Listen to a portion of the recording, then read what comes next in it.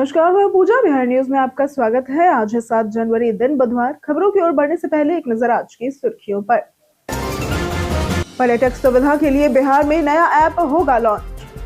Social media से किया जाएगा कम चर्चित स्थलों का प्रचार। कर्मचारियों को मिलेगा बेहतर प्रशिक्षण। बिहार में निबंधित बुनकरों को मिलेंगे 15,000 रुपए। सीधे बैंक खाते में भेजी जाएगी राशि। 7,000 निबंधित बुनकरों को मिलेगा लाभ। सड़क परियोजनाओं के लिए परियोजनावार अधिकारी होंगे तैनात। जमीन अधिग्रहण प्रक्रिया में होगा सुधार। आर्थिक विकास को मिलेगी गति। जमीन संबंधी जाली दस्तावेजों पर अंचलाधिकारी होंगे जिम्मेदार। प्राथमिकी न कराने को मानी जाएगी लापरवाही। जाली दस्तावेज वाले मामलों में नहीं मिलेगा कोई आदेश। बिहार 10वीं बोर्ड परीक्षा का एडमिट कार्ड हुआ जारी। केवल सेंटअप परीक्षा में पास छात्रों के लिए होगा वैध। अनुपस्थित छात्रों का कार्ड नहीं होगा मान्य। अब पंचायत कार्यालय में बैठेंगे राजस्व कर्मचारी। पंचायत सूचना पट के माध्यम से दी जाएगी इसकी सूचना। व्यवस्था की होगी नियमित मॉनिटरिंग। आज होगा भारत और साउथ अफ्रीका अंडर 19 का निर्णायक मुकाबला। भारत ने पहले 2 मुकाबले जीतकर बनाई बढ़त। कप्तान वैभव पर टिकी होंगी सबकी नजरें। चलिए अब बढ़ते हैं अब तक की 25 बड़ी खबरों की ओर विस्तार से। आईआईएम लखनऊ ने नॉन फैकल्टी पदों पर भर्ती के लिए मांगी आवेदन। इंडियन इंस्टीट्यूट ऑफ मैनेजमेंट यानी कि आईआईएम लखनऊ ने नॉन फैकल्टी पदों पर भर्ती के लिए आवेदन आमंत्रित किए हैं। इसमें manager, deputy manager, assistant manager, junior manager और प्रोग्राम असिस्टेंट सहित कुल 38 पद भरे जाएंगे। नोएडा कैंपस के लिए सीनियर मैनेजर, जूनियर मैनेजर और प्रोग्राम असिस्टेंट की भी आवश्यकता है। योग्य कैंडिडेट्स 19 जनवरी 2026 तक शाम 5 बजे तक ऑनलाइन आवेदन कर सकते हैं। वेतन 55,840 से 1,14,830 रुपए प्रति माह है। पदों के अनुसार योग्यता और अनुभव अलग है। आवेदन केवल गूगल फॉर्म के माध्यम से स्वीकार किए जाएंगे। तकनीकी मदद के लिए 0522669694 पर संपर्क किया जा सकता है। बिहार में निबंधित बुनकरों को मिलेंगे 15,000। बिहार सरकार ने राज्य के निबंधित बुनकरों को आर्थिक संबल देने के लिए बड़ा फैसला लिया है। सरकार 15,000 रुपए की सहायता कार्य पूंजी के रूप में सीधे बुनकरों के बैंक खातों में भेजेगी और इस योजना के लिए 3 करोड़ रुपए का प्रावधान भी किया गया है, जिसमें से 1 करोड़ रुपए जारी भी हो चुके हैं। फिलहाल करीब 7,000 निबंधित बुनकरों को इसका लाभ मिलेगा। उद्योग विभाग लाभुकों की सूची तैयार कर रहा है और सरकार का उद्देश्य आर्थिक संकट से जूझ रहे बुनकरों को राहत देना और पारंपरिक हस्तकरघा उद्योग को पुनर्जीवित करना है। पर्यटक सुविधा के लिए बिहार में नया ऐप होगा लॉन्च। बिहार पर्यटन विभाग डिजिटल मोड में आ रहा है। जल्द ही टूरिज्म मैप, पर्यटन ऐप और डिजिटल प्लेटफॉर्म लॉन्च होंगे, जिससे पर्यटक सीधे स्थलों का पहुंच सकेंगे। सोशल मीडिया से प्रमुख और कम चर्चित स्थलों का प्रचार भी किया जाएगा। मल्टीलिंगुअल प्रशिक्षित गाइड और कर्मचारियों को बेहतर प्रशिक्षण मिलेगा। 4 व्हीलर सुविधा और एडवेंचर टूरिज्म को बढ़ावा दिया जाएगा। पर्यटकों की सटीक गणना के लिए नई पद्धति भी अपनाई जाएगी। 2024 में बिहार में 6.6 करोड़ और 2025 के शुरुआती महीनों में 1.78 करोड़ पर्यटक आए।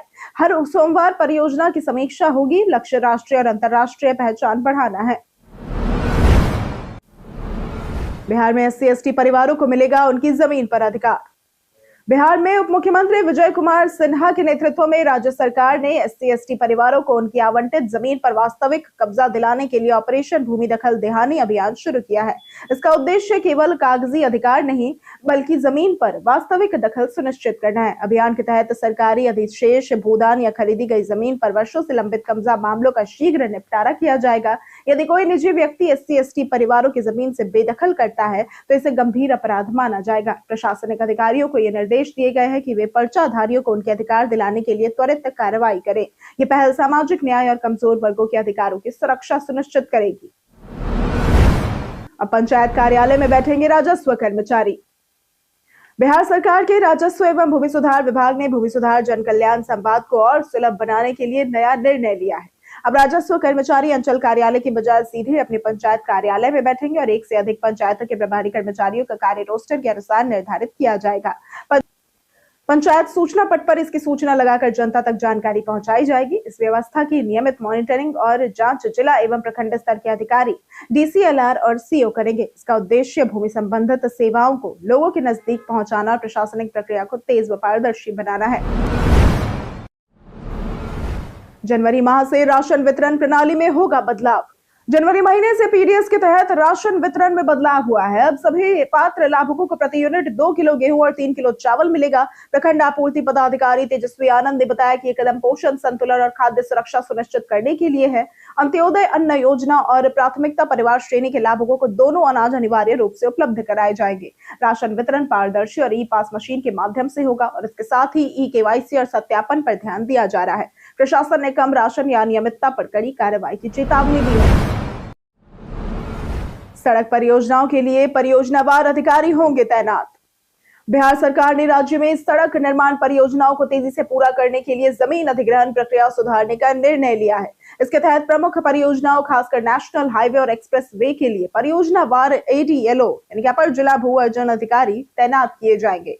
ये अधिकारी डीएलओ के अधीन कार्य करेंगे और अनुमंडल स्तर पर भूमि अधिग्रहण के अधिकार प्राप्त होंगे। इसके साथ ही पथ निर्माण और राजस्व विभाग के बीच समन्वय भी सुनिश्चित करेंगे। इस पहल से सड़क परियोजनाओं में देरी कम होगी, निवेशकों और जनता को लाभ मिलेगा और राज्य के सड़क नेटवर्क और आर्थिक विकास को गति मिलेगी। 5 लाख शिक्षकों के लिए अनिवार्य प्रोजेक्ट आधारित प्रशिक्षण लागू।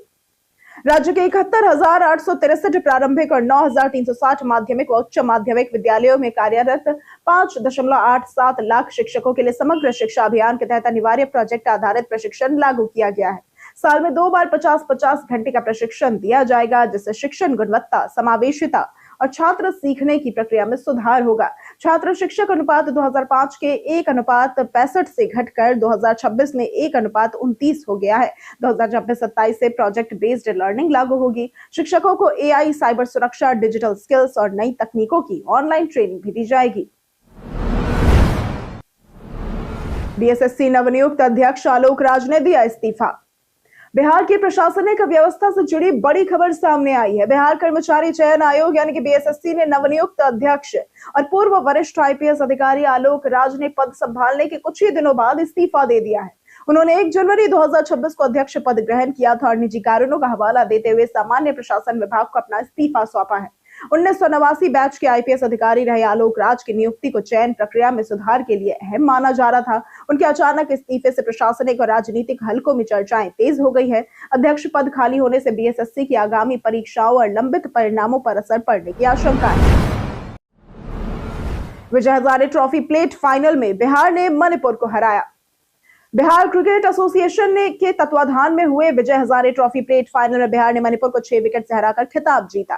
पहले बल्लेबाजी करते हुए मणिपुर 169 रन पर ऑल आउट हुई, जिसमें शब्बीर खान ने 8 ओवर में 7 विकेट लिए, जिसमें हैट्रिक भी शामिल थी। लक्ष्य का पीछा करते हुए बिहार ने 31.2 ओवर में 170 रन बनाकर जीत दर्ज की। आयुष लोहारुका ने 75 रन की अहम पारी खेली। बिहार क्रिकेट एसोसिएशन के अध्यक्ष हर्षवर्धन ने टीम, कोचिंग और सपोर्ट स्टाफ की सराहना की और ये कहा कि यह जीत टीम के अनुशासन और सामूहिक प्रयास का परिणाम है। बिहार में खाद कालाबाजारी पर रहेगी सख्त निगरानी। बिहार के कृषि मंत्री ने राज्य में खाद की आपूर्ति सुनिश्चित करने और कालाबाजारी रोकने के लिए कड़ा रुख अपनाया है। उन्होंने कहा कि दोषी डीलर, कंपनी प्रतिनिधि या फिर सरकारी अधिकारी कोई भी हो, अनियमितता बर्दाश्त नहीं की जाएगी। मुजफ्फरपुर से नेपाल तस्करी की घटनाओं पर एफआईआर दर्ज की गई है और उड़नदस्ता टीम 24 घंटे निगरानी करेगी। मंत्री ने किसानों को पर्याप्त stock urea, DAP, NPK, SSP की जानकारी दी और अफवाहों पर ध्यान न देने की अपील की। शिकायतों के लिए विशेष सेल और हेल्पलाइन चालू है तथा स्टॉक का भौतिक सत्यापन अनिवार्य किया गया है। बिहार 10वीं बोर्ड परीक्षा का एडमिट कार्ड हुआ जारी। बिहार बोर्ड ने मैट्रिक परीक्षा 2026 का एडमिट कार्ड जारी कर दिया है, जो प्रैक्टिकल और थ्योरी दोनों के लिए मान्य है। स्टूडेंट्स अपने स्कूल से प्रिंसिपल के हस्ताक्षर और मोहर सहित एडमिट कार्ड प्राप्त कर सकते हैं। 10वीं की प्रैक्टिकल परीक्षा 20 से 22 जनवरी और थ्योरी परीक्षा 17 से 25 फरवरी तक होगी। एडमिट कार्ड केवल सेंटअप परीक्षा में पास छात्रों के लिए वैध है। अनुपस्थित छात्रों का कार्ड मान्य नहीं होगा। दिव्यांग छात्रों के लिए स्पेशल सुविधाएं उपलब्ध है, जैसे श्रुति लेख और प्रति घंटा 20 मिनट अतिरिक्त समय। स्टूडेंट्स को एडमिट कार्ड प्राप्त करने के लिए अपने प्रिंसिपल से संपर्क करना होगा। बिहार समेत देश भर के बैंकों में हड़ताल का ऐलान। देश में 5 दिवसीय बैंकिंग सप्ताह समेत अन्य मांगों को लेकर 27 जनवरी को देश भर के सरकारी, निजी, ग्रामीण और सहकारी बैंकों में 1 दिवसीय हड़ताल होगी। यह हड़ताल United forum of bank unions के आह्वान पर है। यूनियनों का कहना है कि मांगे सिर्फ कार्य सप्ताह तक सीमित नहीं, बल्कि आईडीबीआई व ग्रामीण बैंकों के विनिवेश पर रोक, पेंशन अद्यतन और नियमित कार्यालय समय जैसे मुद्दे भी शामिल है। हड़ताल से 24 से 27 जनवरी तक 4 दिन बैंकिंग सेवाएं प्रभावित रहेंगी, जिससे करोड़ों ग्राहकों को परेशानी हो सकती है। जमीन संबंधी जाली दस्तावेजों पर अंचलाधिकारी होंगे जिम्मेदार। राजस्व एवं भूमि सुधार विभाग ने निर्देश दिए हैं कि जाली दस्तावेजों के आधार पर जमीन संबंधी कार्य कराने वाले मामलों में दस्तावेज प्रस्तुत करने वालों पर प्राथमिकी दर्ज की जाएगी। यदि प्राथमिकी नहीं दर्ज होती है तो अंचलाधिकारी व्यक्तिगत रूप से जिम्मेदार होंगे। सरकारी भूमि में जाली दस्तावेज पाए जाने पर अंचलाधिकारी सीधे प्राथमिकी दर्ज कराएंगे। रैयती या निजी भूमि विवाद में जांच के बाद अंचलाधिकारी या राजस्व अधिकारी की अनुशंसा पर परिवादी प्राथमिकी दर्ज कराएगा। प्राथमिकी न कराने को लापरवाही और कदाचार माना जाएगा। जाली दस्तावेज वाले मामलों में कोई आदेश न देने और पूर्व आदेशों की समीक्षा की भी बात कही गई है। पीवीसी आधार कार्ड की फीस में हुई बढ़ोतरी। भारतीय विशिष्ट पहचान प्राधिकरण यानी कि यूआईडीएआई ने 1 जनवरी 2026 से आधार पीवीसी कार्ड बनवाने की फीस 50 रुपए से बढ़ाकर 75 रुपए कर दी है। पीवीसी आधार कार्ड एक टिकाऊ, वॉलेट में आसानी से रखने योग्य कार्ड है जो क्रेडिट और डेबिट कार्ड जैसा दिखता है और पानी व सामान या टूट फूट से सुरक्षित होता है। इसमें QR code, hologram, ghost image और माइक्रो टेक्स्ट जैसे सिक्योरिटी फीचर्स भी होते हैं। इसे ऑनलाइन यूआईडीएआई वेबसाइट से ऑर्डर किया जा सकता है, जहां ओटीपी व पेमेंट के बाद कार्ड 5 दिनों में स्पीड पोस्ट से घर पहुंचता है। ऑफलाइन भी आधार केंद्र से बनवाया जा सकता है। वैशाली में राजस्व कर्मचारी रिश्वत लेते गिरफ्तार। बिहार के उप मुख्यमंत्री और राजस्व मंत्री विजय कुमार सिन्हा भ्रष्टाचार पर लगाम लगाने की बात कर रहे हैं, लेकिन धरातल पर इसका असर नहीं दिख रहा है। शिवहर में एक राजस्व कर्मचारी की गिरफ्तारी के एक दिन बाद वैशाली में राजस्व कर्मचारी राजेश रोशन को 5,000 रुपए रिश्वत लेते गिरफ्तार किया गया।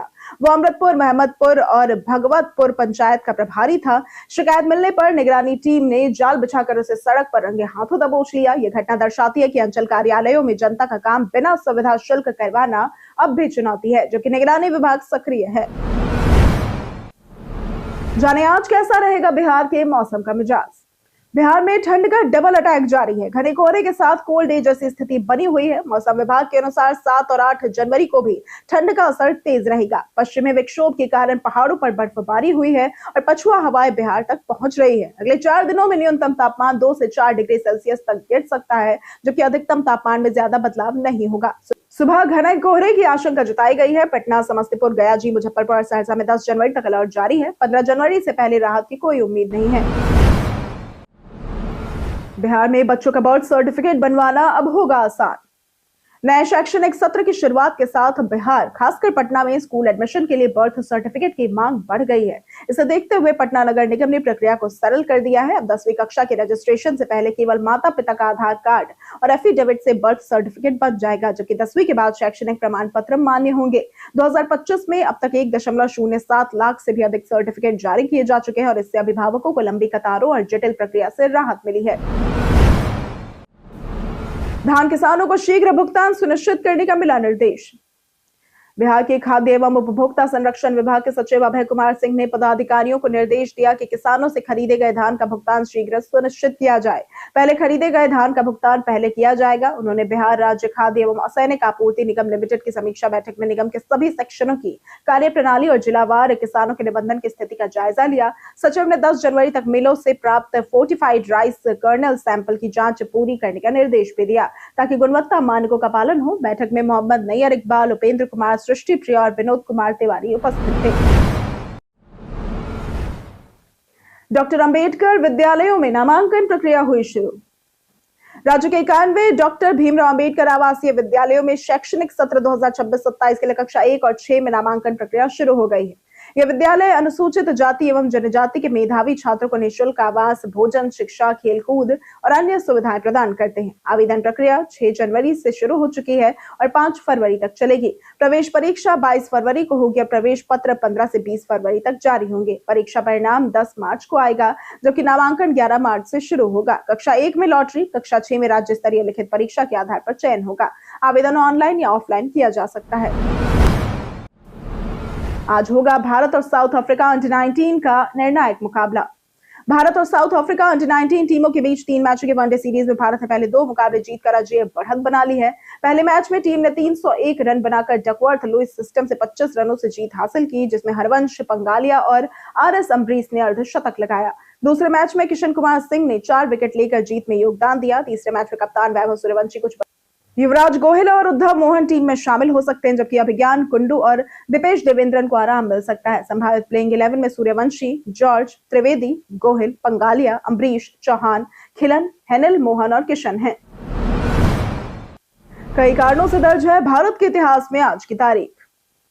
1981 में कृष्णन शशिकिरण का जन्म हुआ था। ये भारत के जाने माने शतरंज खिलाड़ी हैं। 1979 में बिपाशा बसु का जन्म हुआ था। यह हिंदी फिल्मों की एक अभिनेत्री हैं। 1957 में रीना रॉय का जन्म हुआ था। यह हिंदी फिल्मों की जानी मानी अभिनेत्री हैं। 2018 में बलदेव वंशी का निधन हुआ था। ये समकालीन कवि एवं लेखक थे। 1966 में बिमल रॉय का निधन हुआ था। ये हिंदी फिल्मों के एक महान फिल्म निर्देशक थे। 4 साल की अग्निवीर योजना के दौरान अविवाहित रहना अनिवार्य। भारतीय सेना की अग्निवीर योजना का पहला बैच अब 4 साल की सेवा पूरी कर रहा है। जून जुलाई में 20,000 से ज्यादा अग्निवीर डिस्चार्ज होंगे, जिनमें से लगभग 25% को उनके प्रदर्शन, लिखित परीक्षा और शारीरिक क्षमता के आधार पर परमानेंट सैनिक बनाया जाएगा। सेना ने यह साफ किया है कि 4 साल के कार्यकाल और चयन प्रक्रिया के दौरान अग्निवीरों को अविवाहित रहना अनिवार्य है। नियम तोड़ने पर परमानेंट कमीशन से अयोग्य घोषित कर दिया जाएगा। भर्ती आमतौर पर 21 साल तक होती है और डिस्चार्ज के बाद 4 से 6 महीने में चयन प्रक्रिया पूरी होती है। केवल अनुशासित और योग्य अग्निवीरों को भी मौका मिलेगा। बैंक में पड़े अनक्लेम्ड पैसों का ऐसे लगाए पता। अक्सर लोग पुराने बैंक अकाउंट और उसमें पड़े पैसे भूल जाते हैं, लेकिन वह पैसा सुरक्षित रहता है। आरबीआई ने ऐसे अनक्लेम्ड पैसे के लिए UDJAM पोर्टल लॉन्च किया है। घर बैठे udjam.rbi.org.in अनक्लेम्ड डिपॉजिट्स पर जाकर मोबाइल नंबर से रजिस्टर कर आप अपने नाम पर किसी बैंक में अनक्लेम्ड डिपॉजिट है या नहीं आसानी से चेक कर सकते हैं। इंडिविजुअल टैब में नाम और बैंक चुनकर सर्च करने पर पता चलता है। पैसे वापस पाने के लिए बैंक की शाखा में KYC document, Aadhaar, PAN, voter ID card, passport जमा करना होता है। वेरिफिकेशन के बाद पैसा ब्याज समेत आपके खाते में ट्रांसफर कर दिया जाता है।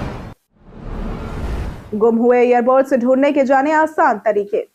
ब्लूटूथ ईयरबड्स आजकल जिम से ऑफिस तक बहुत लोकप्रिय है, क्योंकि इनमें तार नहीं होते और इन्हें इस्तेमाल करना आसान है।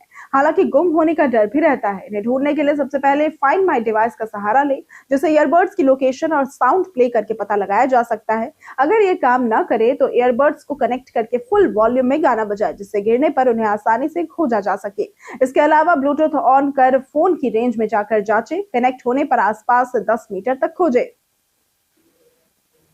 हम प्रतिदिन आपसे 5 ऐसे जरूरी सवाल और उसके जवाब बताएंगे, जो कि बीपीएससी, बिहार पुलिस, दारोगा समेत SSC जैसी अन्य प्रतियोगी परीक्षाओं में काम आएंगे।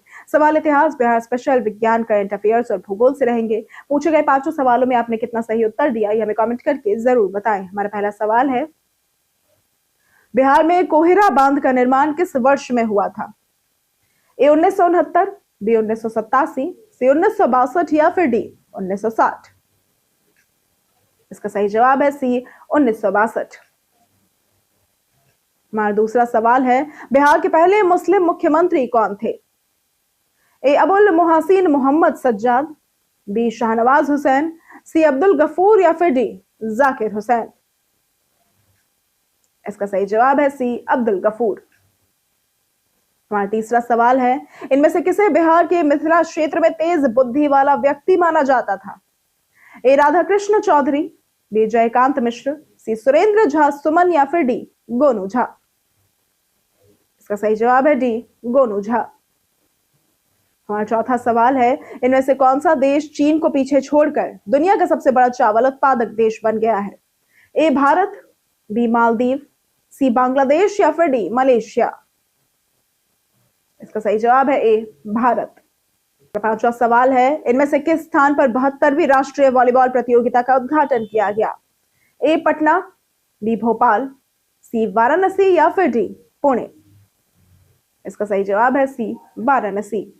बीते दिन हमारे द्वारा पूछे गए सवाल का जवाब आप लोगों में से बहुत लोगों ने हमारे कमेंट सेक्शन में लिख कर दिया है। जिन्होंने हमारे द्वारा पूछे गए सवाल का जवाब दिया है, उनके नाम है संजय कुमार शर्मा, नीलम सिंह, भूषण कुमार, अब्दुल मन्नान, राजेश मांझी, श्रीकांत कुमार, मुन्ना प्रसाद, रंजीत मिश्रा, सुकुमार सिंह, अनवर करीम खान, लक्ष्मी मेहता, संजीव कुमार, विजय घायल, राम बाबू दास, सुजीत कुमार, देवेंद्र साहू, हरेंद्र सिंह, पंचानन सिंह, ऋतिक कुमार, विकास तिवारी, पूजा कुमारी, राकेश मिश्रा, कृष्णा प्रसाद, अलका कुमारी, रवि मोहन वर्मा, अशोक कुमार, उमाशंकर कुमार, अमरजीत कुमार, अखिलेश कुमार, रोशन कुमार, राजकुमार यादव और नौशाद रजा। इसी के साथ बढ़ते हैं आज के सवाल की ओर। आज का सवाल है, आपको क्या लगता है कि स्मार्ट सिटी और बड़े प्रोजेक्ट आम आदमी की जिंदगी बदल पाए हैं? आप अपना जवाब हमें हमारे कमेंट सेक्शन में लिखकर जरूर बताएं। आज के लिए सिर्फ इतना ही। बिहार की तमाम खबरों के साथ बने रहने के लिए देखते रहे बिहारी न्यूज। और साथ ही अगर आप यूट्यूब चैनल पर देख रहे हैं तो चैनल को सब्सक्राइब करें, और अगर आप फेसबुक पेज पर देख रहे हैं तो लाइक और फॉलो जरूर करें।